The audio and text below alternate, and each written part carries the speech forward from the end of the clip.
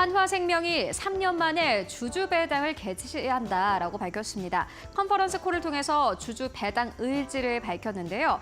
앞서서 한화생명은 재무 건전성 강화 규제로 2년간 주주 배당을 시행하지 않았습니다. 그런데 2년 만에 이렇게 다시 주주들에게 배당을 시행을 하게 됐고요.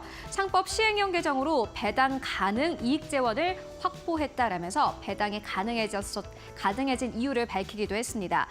그리고 새로운 이 회계인 IFRS 17 적용 후에도 견고한 이익 체력을 나타냈다라고 어제 공시를 하기도 했는데요. 오늘 시장에서 주가 흐름 함께 확인해 보시면 좋을 것 같습니다.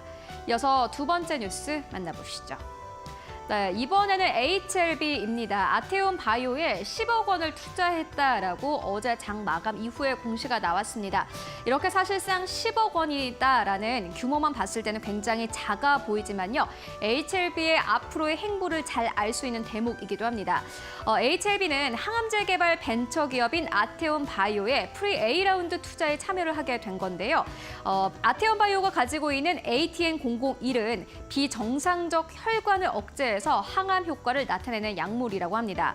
HLB가 이렇게 항암 플랫폼을 계속해서 확대해 나가는 것은 HLB에게는 아주 긍정적인 소식일 수밖에 없는데요. 앞으로 HLB는 항암 플랫폼의 파이프라인을 계속해서 확대해 나가겠다라는 의지를 밝히기도 했습니다.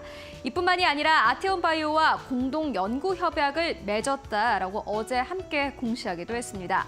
앞으로 항암 쪽에서 어떠한 파이프라인을 계속해서 확보해 나갈지 확인해 보시면 좋을 것 같습니다. 이어서 세 번째 뉴스 만나보시죠. 네, 이번에는 LG 에너지 솔루션입니다. 미국의 공장에 대해서 장기 리스에 대한 채무 보증을 했다라고 어제 장 마감 이후에 공시를 내놓았습니다. 애리조나 법인의 채무 보증을 결정하게 됐다라고 의견을 밝혔는데요. 채무 금액은 5조 9,978억 원이라고 합니다. 20년간 배터리 건물 리스료에 대한 채무 보증이라고 하는데요. 북미 전기차 배터리 수요를 대응하기 위한 목적이다라고 밝히기도 했습니다. 긍정적인 소식이자 부정적인 소식이기도 합니다. 오늘 시장에서 어떻게 반응할지 함께 확인해 보시면 좋을 것 같습니다. 네, 이어서 다음 함께 만나보시죠. 네, 이번에는 원익 IPS인데 부진한 실적을 발표를 했습니다. 적자로 전환된 것으로 확인이 됐는데요. 지난해 전체 매출의 경우에는 6,903억 원으로 집계가 됐고요. 전년 대비해서 무려 31% 이상 감소한 것으로 확인됐습니다. 지난 한 해의 영업 손실은 181억 원을 기록을 해서 전년 대비해서 흑자에서 적자로 전환이 됐습니다.